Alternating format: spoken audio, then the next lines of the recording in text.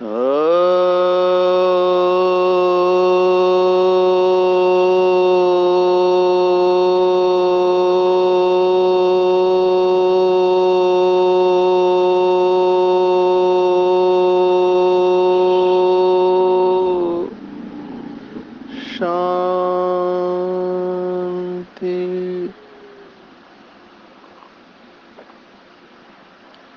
आज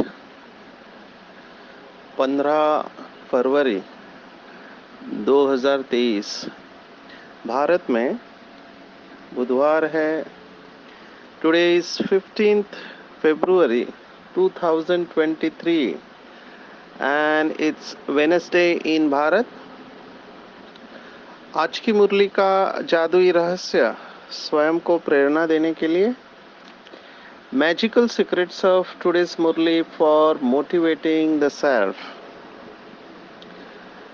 बहुत अच्छा फीडबैक बाबा के बच्चे दे रहे हैं। बहुत सुंदर चारों तरफ हम देख रहे हैं। बाबा को प्रत्यक्ष करने के लिए बाबा के सभी बच्चे देश और विदेश में 20 नाखून का जोर लगाकर पुरुषार्थ कर रहे हैं। बाबा ने कई बार मुरलियों में कहा है कि शिवरात्रि बड़े धूमधाम से मनानी चाहिए, क्योंकि बच्चों का बाप इस धरती पर आ चुका है और बच्चों को पता न पड़े, ऐसा हो नहीं सकता, न होना चाहिए। तो सबसे बड़ा पुण्य का काम है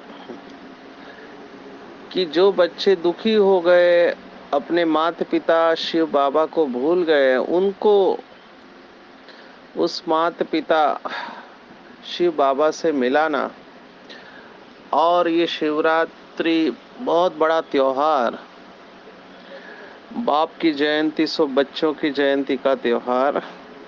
चारों तरफ मैं देख रहा हूँ बाबा के बच्चे बहुत जोर शोर से मना रहे हैं। विशेष मुझे ऐसे लगता है कि ये वाचा की सेवा या मीडिया द्वारा सेवा या न्यूज़पेपर द्वारा सेवा, ये तो होती ही रहेगी और होनी भी चाहिए, क्योंकि सभी का वो लेवल नहीं होता है कि सूक्ष्म में इन संदेश को, मैसेजेस को कैच करे। हालांकि ऐसे भी तपस्वी आत्माएं हैं जो आज भी भक्ति मार्ग में 2 बजे उठकर साधना करते हैं। ऐसे लोगों से मिलना हुआ है जो बाबा के भक्त हैं और ओम नमः शिवाय का जाप करते हैं।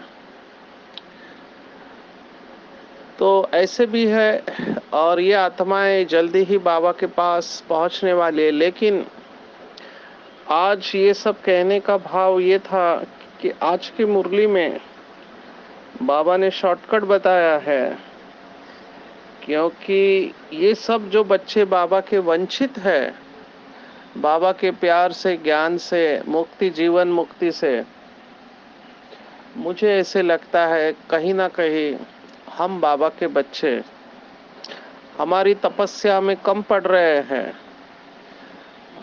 इसके वजह से इन आत्माओं तक हम आवाज पहुंचा नहीं पा रहे। हालांकि अभी ब्रह्मा कुमारी मेजॉरिटी में जा रही है।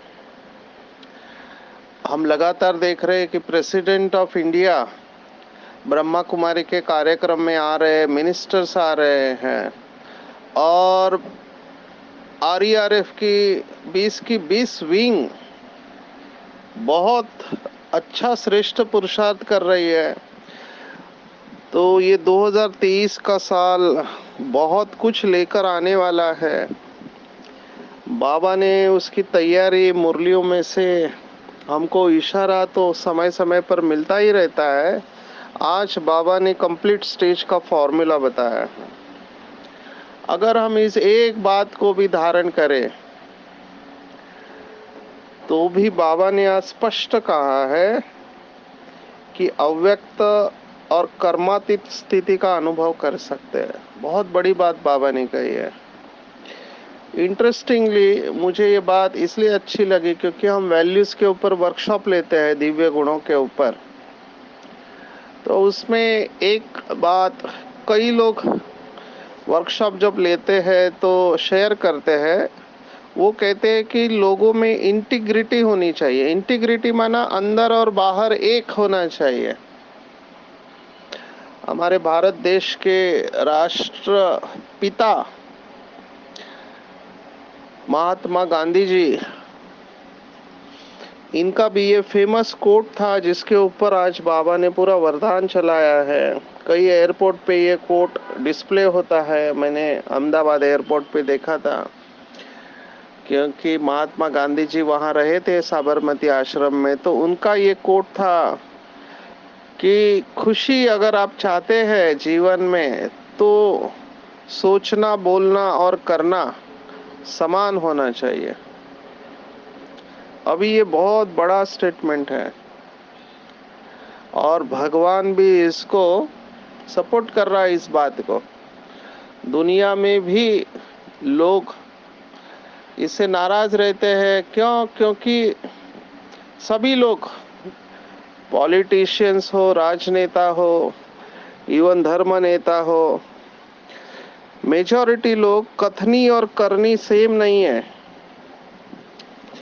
हम तो मेंटल हेल्थ में सेवाएं देते हैं, तो हमको पता है मेंटल हेल्थ या मानसिक स्वास्थ्य का भी इसका गहरा कनेक्शन है।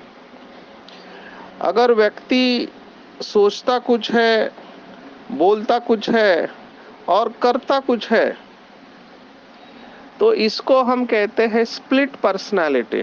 माना आपका व्यक्तित्व विभाजित है, आपकी शक्ति डिवाइडेड है।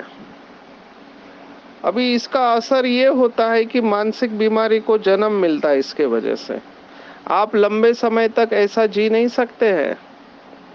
जो डॉक्टर्स है ये मुरली रहस्य सुनते हैं, वो जानते हैं कि हमको एक बीमारी के बारे में बताया जाता है जिसका नाम है स्किज़ोफ्रेनिया। स्किज़ोफ्रेनिया को पहले लेमैन वर्ड जो था, साधारण मनुष्यों का शब्द था स्प्लिट पर्सनालिटी। माना अलग अलग लोग हैं। आप कल्पना करो, एक व्यक्ति के अंदर अलग अलग आत्माएं घुस जाए तो उसकी क्या हालत होगी। कभी कौन सी आत्मा, कभी कौन सी आत्मा। जो पढ़े लिखे लोग हैं उनको मैं रेफरेंस दूंगा। आप गूगल, आजकल गूगल पे बहुत कुछ सोचते हैं, ढूंढते हैं। हमारे भी मुरली रहस्य में कुछ बाबा के बच्चे हैं। मैं कुछ भी कहता हूँ तो गूगल में रेफरेंस चेक करते हैं वो। तो ये डॉक्टर्स को पता है, साइकियाट्रिस्ट को पता है कि एक बीमारी होती है जिसका नाम है मल्टीपल पर्सनालिटी सिंड्रोम। अभी ये बहुत विचित्र बीमारी है।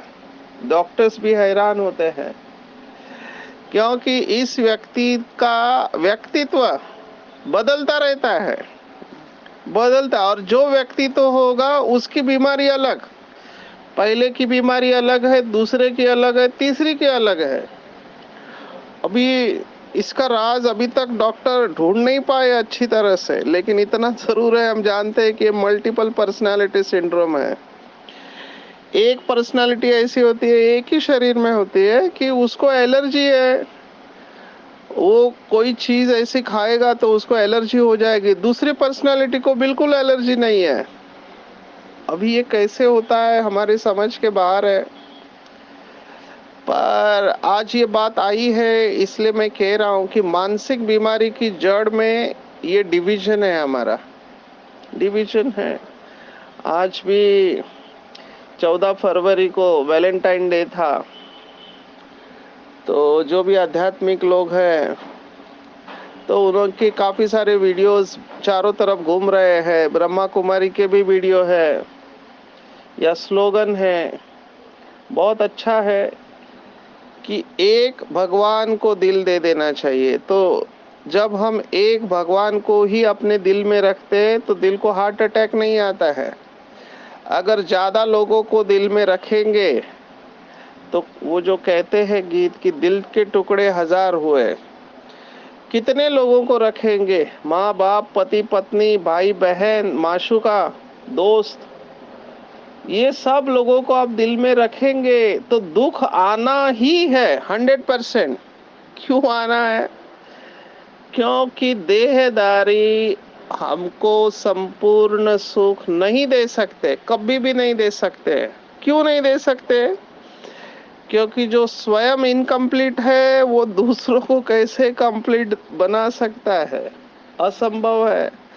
और रिलेशनशिप्स में फिर वो कोई भी रिलेशनशिप्स हो, माँ बाप का हो, पेरेंट्स और बच्चों का हो, या आशिक माशूक का हो, इसमें एक्सपेक्टेशंस होते हैं। आप चाहो नहीं चाहो अपेक्षाएं आती ही है, आती ही है। कोई भी ऐसा रिश्ता नहीं जिसमें अपेक्षा नहीं होती है। क्यों? क्योंकि देहदारी माना उसकी जरूरत होती है। रोटी कपड़ा मकान ये स्थूल जरूरतें होती है, उसके बाद सूक्ष्म जरूरतें होती है। जैसे प्यार चाहिए, सम्मान चाहिए, ये सटल नीड्स है। अब्राहम मैस्लो करके एक साइकोलॉजिस्ट है जिसने हिरार्की ऑफ नीड्स बताए, 5 लेवल। जब तक आत्मा संपूर्ण नहीं बनती तो इस स्टेजेस से वो जाती है। तो एक पेपर आपने क्रॉस किया तो दूसरा, दूसरे से तीसरा, तीसरे से चौथा, और लास्ट में उसने कहा सेल्फ एक्चुअलाइजेशन। माना व्यक्ति अपनी संपूर्ण क्षमताओं के साथ जी रहा है। अगर बाबा के ज्ञान के हिसाब से ले तो संपूर्ण क्षमता माना क्या? तो संपूर्ण क्षमता माना बाप समान, उसको सेल्फ एक्चुअलाइज कहेंगे। लौकिक के साथ अगर हम आते हैं तो बीके भाई बहनों के लिए सेल्फ एक्चुअलाइजेशन है सर्वगुण संपन्न, 16 कला संपूर्ण, संपूर्ण निर्विकारी, मर्यादा पुरुषोत्तम और संपूर्ण अहिंसक। लेकिन जो लौकिक में जो आत्माएं हैं, भक्त आत्माएं, उनका सेल्फ एक्चुअलाइजेशन का लेवल अलग है, हमारा अलग है। हम 5000 वर्ष पूरा ड्रामा में हीरो एक्टर बन के आते हैं। वो द्वापर से आते हैं तो उस आत्मा के अंदर 2500 साल का पार्ट है, हमारे अंदर 5000 साल। तो 2500 साल हमारे अंदर मेमोरी बहुत पावरफुल है, शक्तिशाली है, तो डेफिनेटली हम ज़्यादा शक्तिशाली हुए। लेकिन वो आत्माएं भी 2500 साल में अपनी हाईएस्ट सेल्फ एक्चुअलाइजेशन स्टेज पर जाती है। ये सब बताने का भाव ये था क्योंकि ये सब कनेक्टेड है आज के वरदान के साथ में। तो कहने का भाव ये था कि अगर हमारे अंदर और बाहर हम अलग है तो हम अपने आप को कमजोर करते हैं, क्योंकि हमारी एनर्जी हमारे अगेंस्ट काम कर रही है। राष्ट्रपिता महात्मा गांधी जी का एक बुक है, माय एक्सपेरिमेंट्स विद ट्रुथ, या मेरे सत्य के प्रयोग। अगर किसी ने नहीं पढ़ा है तो मैं कहूँगा कि आपको पढ़ना चाहिए। एक देहधारी आत्मा केवल सत्य और अहिंसा के ऊपर क्या कर सकती है प्रयोग, आपको रियलाइज होगा। ऐसी बातें उन्होंने लिखी है जो एक आम आदमी नहीं कह सकता। ज्यादातर लोग अपनी गलतियों को छिपाते हैं क्योंकि वो समझते हैं इज्जत चली जाएगी।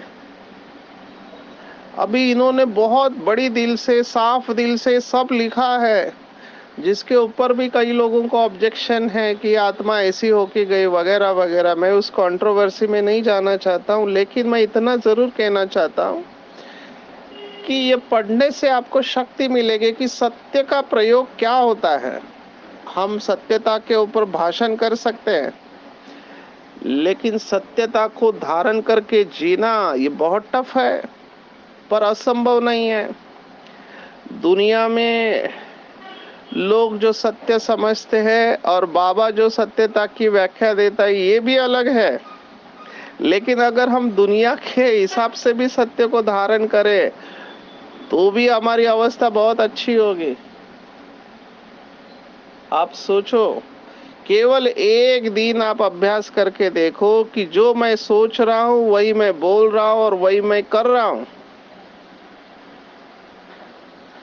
तो अवस्था कितनी अच्छी होगी, टोटली इंटीग्रेटेड, माना कोई डिवीजन नहीं है, मेरी एनर्जी वेस्ट नहीं हो रही है। आप कल्पना करो किसी व्यक्ति के अंदर निगेटिव थॉट आ रहे, फॉर एग्जाम्पल जैसे आज बाबा ने कहा काम विकार के बारे में, तो दृष्टि वृत्ति अपवित्र है, काम विकार के विचार आते हैं, क्योंकि पिछले 2 दिन से बाबा इसके ऊपर कह रहा है, इसलिए इसी बात को लेकर चलते हैं। देह को देखा, काम विकार के विचार आए, लेकिन मुख में बहुत अच्छी बातें हैं उसकी, बहुत मीठा बोल रहे हैं, बहुत रिस्पेक्टफुल बोल रहे हैं, तो ये डिस्कनेक्ट हो गया। माना अंदर कुछ है, बाहर कुछ है और कर कुछ रहा है। आज बाबा ने ये स्पष्ट कहा, ये देखो बाबा को अथॉरिटी है, बाबा से तो कोई बात छिपती नहीं है। बाबा ने आज मुरली में कहा कि बाबा के पास अनेक प्रकार के समाचार आते हैं। अंडरलाइन दिस सेंटेंस, इसमें बहुत राज समाया हुआ है। बाबा के पास अनेक प्रकार के समाचार आते हैं। आप सोचो, मैं डॉक्टर होके मेरे पास अभी ये सब कॉन्फिडेंशियल बातें हैं, हम ओपन नहीं करते, लेकिन इतना जरूर कहते हैं कि ये अटैक हो रहा है काम विकार का। तो अनेक प्रकार के समाचार आते हैं और सबसे बड़ी हिंसा बाबा ने कहा काम मां शत्रु की है। बाप कहते हैं बच्चे विष छोड़ो, काला मुंह नहीं करो, तो बच्चे कहते हैं कि बाबा कोशिश करेंगे। अभी आप सोचो कितना इंसल्ट है शिव बाबा का। It's an insult to Shiv Baba कि हमारे बुलाने पर वो आया है, हमने उनको भक्ति मार्ग में बुलाया कि पतित पावन आओ, विषय विकार मिटाओ, पाप हरो देवा, ये हमारी प्रार्थना है। विषय के साथ विकार है, देखो ये दोनों शब्द एक दूसरे के साथ जुड़े हुए हैं। विषय में विष है, लेकिन क्या कहना कि कई लोगों को विष ही अच्छा लगता है। भगवान कह रहा है कि बच्चे विष छोड़ दो, ये आदि मध्य अंत तुमको दुख दे रहा है, मैं तुम्हें दुखों से मुक्त करने के लिए आया हूं। डायरेक्ट कह रहा है, ऑलमाइटी अथॉरिटी कह रहा है कि मैं तुम्हारे साथ हूं, मैं तुम्हें सदा के लिए सुखी बनाने के लिए आया हूं, और मैं अविनाशी सर्जन हूं। जैसे डॉक्टर होता है, उसको बीमारी का पता होता है, इलाज का भी पता होता है, तो ये सर्जन है, कह रहा है हमको कि तुम दुखी हो रहे हो क्योंकि ये विकार है और विकार का जड़ में विष है। तो ये विषय विकार छोड़ो, आप अपना मुंह काला मत करो, क्योंकि ये आदि मध्य अंत तुमको दुख देने वाला है। और बच्चा कहता है कि बाबा कोशिश करेंगे। अभी बाप क्या करेगा? आप सोचो, हमारे पास भी बहुत पेशेंट आते हैं जिनको डायबिटीज है, जिनको ब्लड प्रेशर है। हम उनको कहते हैं कि ज्यादा मीठा मत खाओ, तो वो भी कहते हैं डॉक्टर साहब कोशिश करेंगे। हम कहते हैं नमकीन चीजें मत खाओ, तुम्हारा बीपी बढ़ रहा है, कहते कोशिश करेंगे। हम छोड़ देते, हम क्या करेंगे, हमारा काम है बताना, हम उनके पीछे तो नहीं पड़ेंगे। हम उनको समझाने की बहुत कोशिश करते हैं कि इसके वजह से तुम्हारी किडनी के ऊपर इफेक्ट आएगा, हार्ट के ऊपर इफेक्ट आएगा, तुम एक्सरसाइज करो, वजन कम करो। लेकिन अगर कोई सुन ही नहीं रहा है तो डॉक्टर क्या करेगा? यही हालत यहाँ पर बच्चों की है। तो भगवान हमको यही कह रहा है कि बच्चे ये सब छोड़ दो, नहीं तो तुम दुखी होने वाले हैं। तो हमको अपने आप से बात करनी चाहिए। क्या बात करनी चाहिए वो भी बाबा बताता है। और सबसे अच्छा टाइम बात करने का आज के मुरली में बाबा ने कहा है अमृत वेले। मेरा यह अनुभव है, बहुत भाई बहनों का अनुभव है कि अमृत वेले योग के बाद अगर आप मुरली पढ़ते हैं, विचार सागर मंथन करता है, तो ये हमारा सबकॉन्शियस माइंड को बहुत पावरफुल करता है। आप ये करके देखो, 1 महीना करके देखो। अमृत वेले उठने के बाद मुरली पढ़ो या कोई अच्छे विचार, कोई टॉपिक लेके उसके गहराई में जाओ कि मेरा स्वभाव संस्कार अभी तक क्यों नहीं बदल रहा है, मेरा क्रोध अभी तक क्यों नहीं जा रहा है, मेरी अटैचमेंट जो है अभी तक क्यों नहीं जा रही है, और मुझे रियलाइजेशन क्यों नहीं है। जैसे कुछ बच्चे कहते हैं कि हमको कुछ नहीं फर्क पड़ता है, अगर हम विकार में जाते हैं, क्रोध करते हैं, तो हमको अंदर से कुछ नहीं होता है, हम इन्हें, हमारी बुद्धि ने ये स्वीकार कर लिया है कि ऐसे ही चलना है। तो इसकी गहराई में जाओ, क्यों हमारे अंदर हमारा दिल खाता नहीं है? कुछ लोगों का दिल भी बहुत खाता है और कुछ लोगों का दिल खाता ही नहीं है। तो ये सब क्या है? ये सब डिग्री ऑफ प्यूरिटी है। जितनी बुद्धि स्वच्छ होगी, अंडरलाइन करेंगे, जितनी बुद्धि स्वच्छ होते जाएगी उतना छोटा सा भी दाग बहुत बड़ा दिखाई देगा। अगर बड़ा दाग का रियलाइजेशन नहीं है तो समझ लेना चाहिए कि बुद्धि बहुत मोटी है और बहुत विकारों की अभी तक परत चढ़ी हुई है। जिनको जितना बुद्धि स्वच्छ और पवित्र बनती जाएगी उतना ट्रांसफॉर्मेशन फास्ट है, श्रेष्ठ है। फास्ट और श्रेष्ठ ट्रांसफॉर्मेशन उनका होगा, श्रेष्ठ परिवर्तन और तीव्र गति का परिवर्तन। जिसकी जितनी बुद्धि स्वच्छ है उतना तीव्र और श्रेष्ठ परिवर्तन महसूस होगा और दिखाई देगा, खुद को भी और औरों को भी। लोगों को तीर लगेगा, अगर ये आत्मा कुछ कहती है तो सीधा दिल में चला जाएगा। क्यों? क्योंकि खुद धारण कर रही है, औरों को सुना रही है। तो बाबा ने कहा अमृत वेले करो। अभी इसके पीछे भी बहुत बड़ा राज है, क्योंकि अमृत वेले हम रात को सो के फ्रेश हो जाते हैं, सुबह उठते हैं तो बुद्धि स्वच्छ हो जाती है। और जैसे बुद्धि स्वच्छ हो जाते है उसको खाना खिलाना चाहिए। अच्छा अच्छा खाना खिलाया तो बुद्धि ग्रहण करेगी, फिर शक्तिशाली बनेगी, फिर और योग अच्छा लगेगा। तो हम पॉजिटिव साइकिल चालू कर रहे हैं। अंग्रेजी में कहते हैं दो शब्द है, एक विशियस साइकिल और एक वर्चुअस साइकिल। माना विकारों का चक्र और गुणों का चक्र। तो अमृत वेले बहुत अच्छा टाइम होता है। मुझे तो बोलते हुए भी बहुत खुशी हो रही है, और क्योंकि ये अनुभव है और ऐसे लगता है बस उस अवस्था में बैठे रहे। हमको तो सुबह के टाइम पे घड़ी की टिक टिक भी अच्छी नहीं लगती, बस ऐसे ले साइलेंस में खो जाए बाबा के और एक संकल्प लेके उसकी गहराई में चले जाए। तो बाबा ऐसी ऐसी बातें आपको टच कराएगा जो होने वाली है। आपको दिखाई देगा आगे क्या होने वाला है। धीरे धीरे हम इस सब अवस्था पर पहुंच जाएंगे, लेकिन अटेंशन रखेंगे तो जल्दी हो जाएगा। कल भी हमने देखा था याद, योग, तपस्या और ज्वालामुखी। आज वही बात बाबा ने धारणा में मेन सार में कही है कि इस भट्टी से ही तुम्हारे विकर्म भस्म होते हैं। तो अपने आप को तपाना है, अच्छी तरह से तपाना है, बहुत कड़ी साधना करनी चाहिए। जो भी बाबा के बच्चे लास्ट में आके लास्ट सो फास्ट और फंस जाना चाहते हैं, जो अपना बंधन काटना चाहते हैं। मेरे पास बहुत सारे मेंटल हेल्थ के पेशेंट आते हैं, मैं अभी क्या बताऊं, धीरज छोड़ देते हैं। कल भी हमने युवाओं का सेशन लिया, तो यूथ का मैंने सेशन लिया, 1200 यूथ थे। बहुत सुंदर ऑडिटोरियम में भाई बहनों ने अनुभव किया। 600-700 नर्सेस थी उसमें। तो मैं यूथ को एक ही बात कहता हूँ, क्योंकि यूथ की गलती क्या होती है कि भावनाओं के ऊपर नियंत्रण नहीं है। बाबा ने मुरली में कहा है कि जोश में होश खो बैठते हैं, मैच्योरिटी कम रहती है, जीवन का अनुभव कम रहता है। तो मैं उनको एक ही कोटेशन देता हूँ, एक ही स्लोगन देता हूँ। अंग्रेजी में कहते हैं just because you are temporarily upset don't take permanent decisions of life. मुझे ये प्रश्न भी पूछा मेडिकल कॉलेज में कि डॉक्टर साहब हमको सब कुछ पता होता है, ऐसे नहीं कि हमको पता नहीं, लेकिन उस क्षण पता नहीं क्या हो जाता है कि हमसे गलती हो जाती है। तो इसको हम अंग्रेजी में कहते हैं हीट ऑफ द मोमेंट।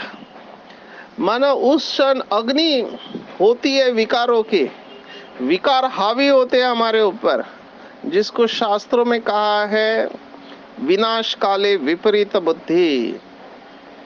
और यहाँ पर योगी जीत लेते हैं। योगी माना जो सदैव अटेंशन में रहने वाले, अंग्रेजी का शब्द है अवेयरनेस। अगर हम जागरूक है, बाबा के साथ कनेक्टेड है, तो हमको सब कुछ स्पष्ट दिखाई देगा कि आगे क्या होने वाला है। पर बिल्कुल पावरफुल मोड में रहना है, शक्ति स्वरूप में रहना है, और कोई ऐसा कर्म नहीं करना है जिसका बाद में पश्चाताप करना पड़े। ये जो बताया इमोशनल हाईजैक, या भावना विवेक का जो हरण कर लेती है, भावनाएं, नकारात्मक भावनाएं, उस समय बहुत अलर्ट रहना है। अगर समझो कोई क्रोध वाली आत्मा है या और कोई आत्मा है, अगर उनका कंट्रोल नहीं है खुद के ऊपर, तो वो ऐसा काम करेंगे जो नहीं करना चाहिए। अभी मैं जो कह रहा हूं उसको डबल ट्रिपल अंडरलाइन करेंगे। मुझे जो दिखाई दे रहा है अभी, आने वाले समय में, लौकिक हो या अलौकिक हो, भाई बहनों से गलतियां बढ़ने वाली है। किनसे होगी? जो अवेयर नहीं होंगे। अवेयर, बहुत अलर्ट रहना है। अगर हम शक्ति स्वरूप और जागृत अवस्था में नहीं रहे, अनकॉन्शियस रहे, बेहोशी में रहे, गलतियां होगी, और गलतियों के बाद पश्चाताप होगा। तो अगर ये गलती और पश्चाताप से बचना चाहते हैं तो ऑल द टाइम अलर्ट रहे। और जो आत्मा, जो बाबा का बच्चा दिन भर कर्म करते समय, जिसको बाबा ने कहा याद में रहो, बाबा की याद में है, सोल कॉन्शियस, गॉड कॉन्शियस है, आत्म अभिमानी, परमात्मा अभिमानी है, उसको बाबा टच करेगा कि बच्चे अभी शांत हो जाओ, बच्चे अभी रिएक्ट मत करो, ये परिस्थिति कठिन है, आपको शांत रहना है, आपको दिव्य गुणों को छोड़ना नहीं है, सामने वाला आपको उकसाने का कोशिश कर रहा है, परिस्थिति आपके अंदर के पुराने संस्कार जागृत करने की कोशिश कर रही है। You have to be very peaceful. आपको रिएक्ट नहीं करना है, रिस्पॉन्ड करना है। इतना अटेंशन में रहेंगे तो मेरा अनुभव कहता है कि हमारी जीत निश्चित है। अभी ये सब मैं क्यों कह रहा हूँ? क्योंकि चारों तरफ मैं जो देख रहा हूँ कि माया का प्रेशर बढ़ते जा रहा है, बहुत बढ़ते जा रहा है। निगेटिविटी डे बाय डे मैं देख रहा हूँ बढ़ते जा रही है। तो अगर हम अलर्ट नहीं रहे, अगर हम धारणाओं में नहीं रहे, तो फिर इस निगेटिविटी का हमारे ऊपर प्रेशर आएगा और हम अपनी उच्चतम अवस्था से नीचे आ जाएंगे, और फिर पश्चाताप और दुख होने ही वाला है। आज के मुरली में रामचरितमानस की बात आई है।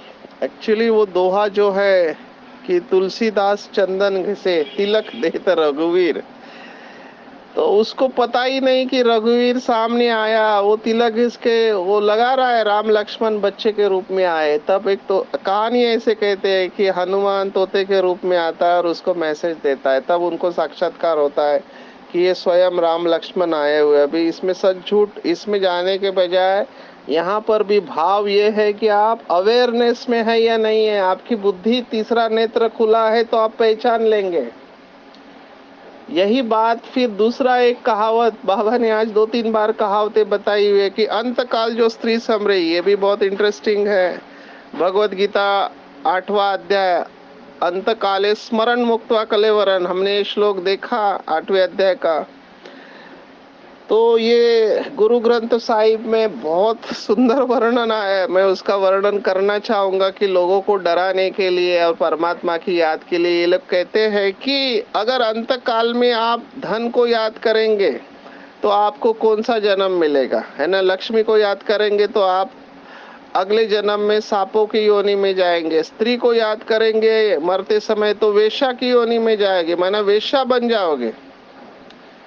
मैल माड़ी को याद करेंगे तो और कहाँ जाएंगे, सुअर सुअर बनेंगे, ऐसे कहा हुआ है। और ये सब कहने के बाद कहा है कि अगर आप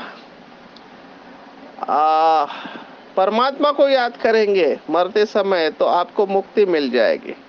तो इसके पीछे का भाव हमको समझना है कि हमको निरंतर बाबा की याद में रहेंगे तो ये सब निगेटिविटी से हम बच के रहेंगे। तो आज का पूरा टेक होम मुझे ऐसे लगता है कि सत्यता की शक्ति को, स्वयं को सत्य स्वरूप आत्मा समझ के जानना मानना चलना, परमात्मा जो है जैसा है जानना मानना चलना, ड्रामा जो है जैसा है जानना मानना चलना, ये यथार्थ है सत्य को जानना। तो पूरा अटेंशन रखेंगे, आज के दिन पूरा पक्का करेंगे, मैं जो सोच रही हूँ वो मैं बोल रही हूँ वही मैं कर रही हूँ।